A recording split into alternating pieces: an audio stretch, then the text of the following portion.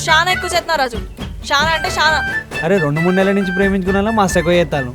నువ్వు పెద్ద మనిషి అయినా కానీ నేను లవ్ చేస్తాను. ఈ మాత్రం చేయకపోతే మంచిగా ఉంటుందా చెప్పు.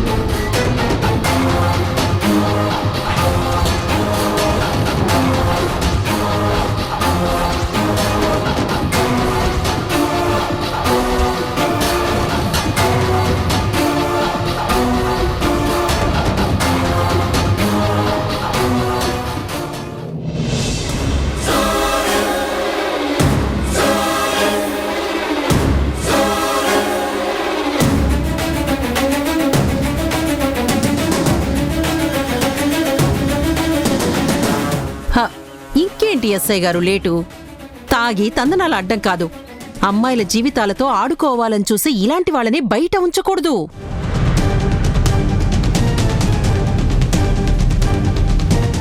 ఉంచితే తాగినప్పుడల్లా తాళిబొట్టు పట్టుకొని కనిపించిన అమ్మాయి మెళ్ళో కట్టడానికి వెంటపడతాడు.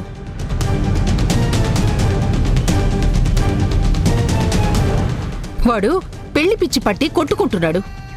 తీసుకెళ్లి లోపలేసి పిచ్చి వదిలేదాకా వాయించండి.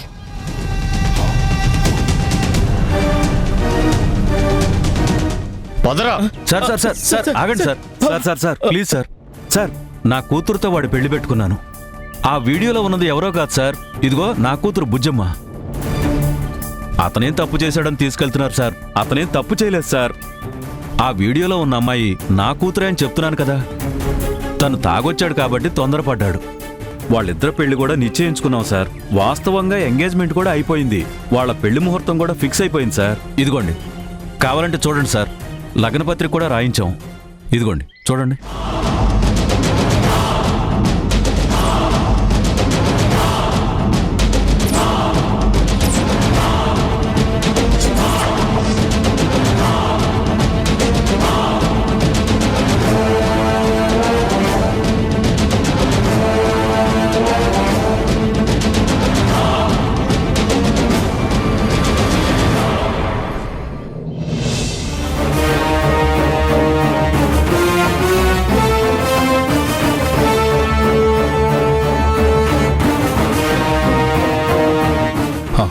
ఆ డీటెయిల్స్ అని మీకెందుకు ఎస్ఐ గారు? ముందు వాడిని తీసుకెళ్ళండి.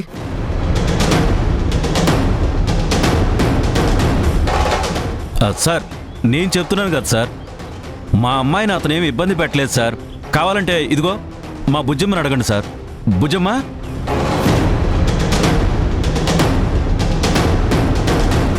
చెప్పు ధరణి, నువ్వు ఎవరికి భయపడాల్సిన అవసరం లేదు.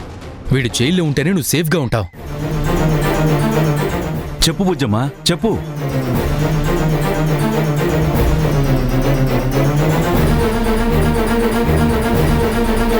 అతను మీ మావయ్య కదా. వాడికి తాగొచ్చినప్పుడల్లా నీ మీద ప్రేమ పెరిగి అప్పుడప్పుడు అలా మాట్లాడతాడు, అలా ప్రవర్తిస్తాడు. నిన్నేమీ ఇబ్బంది పెట్టలేదు కదమ్మా. చెప్పు బుజ్జమ్మ.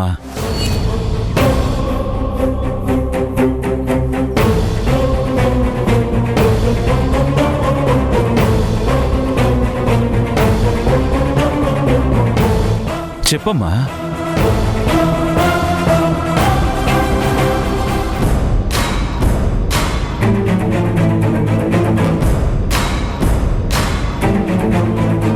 ధైర్యంగా నిజం చెప్పమ్మా, నీకేం ఇబ్బంది ఉండదు.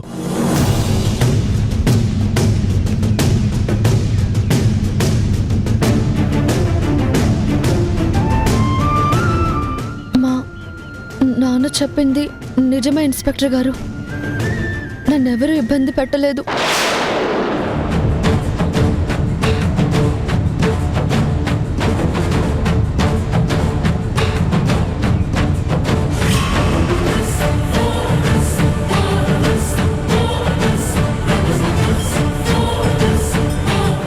మేడం, ఇతను తాగొచ్చి ఎవరినైతే ఇబ్బంది పెట్టాడని కంప్లైంట్ ఇచ్చారో ఆ అమ్మాయి చెప్తుంది కదా తనేం చేయలేదు, నాకే ఇబ్బంది కలిగించలేదని.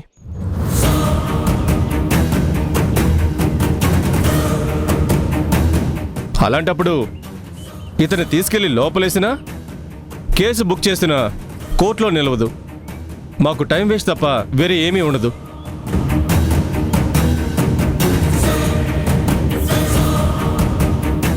ఎందుకు ఇప్పుడు ఇతన్ని అరెస్ట్ చేయడం?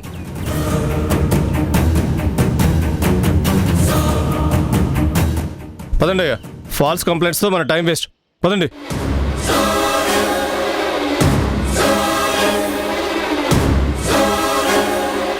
ఇంకా ఏమన్నా ప్లాన్లున్నాయా పెళ్లి ఆపడానికి?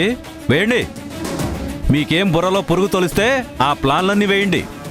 మీరు తల్లకిందులుగా తపస్సు చేసిన ధరణి కేశవుల పెళ్లి ఆపలేరు. ఇంకేంటి చూస్తూ నిలబడ్డారు? వెళ్ళండి, వెళ్ళండి.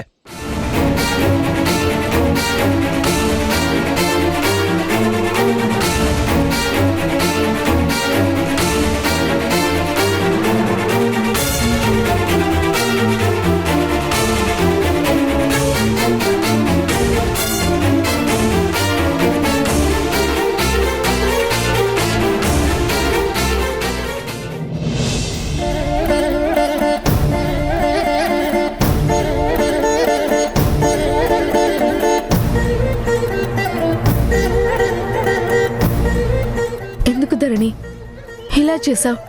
ఒక్క మాట కేశవ్కి అగెనిస్ట్ గా చెప్తే అయిపోయేది కదా. లేదు మధు, నా చేతుల్లో ఏమీ లేదు. మా నాన్న నా జీవితాన్ని తన చేతుల్లోకి తీసేసుకున్నారు. బలి చేయాలనుకుంటున్నారు. నాకి జన్మకి ఇంతేనని సరిపెట్టుకుంటాను.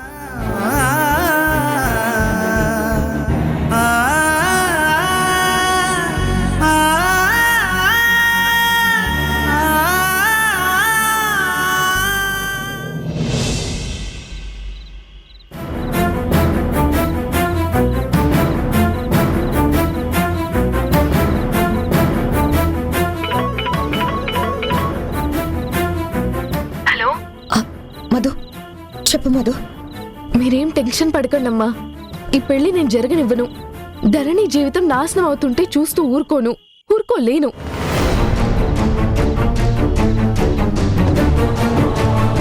వాళ్ళు ఎక్కడ ఎంత రహస్యంగా పెళ్లి చేస్తున్నా సరే మీకు అడ్రస్ పంపిస్తాను. వచ్చి పెళ్లి ఆపండి. అవసరమైతే లీగల్ సపోర్ట్ కూడా తీసుకురండి.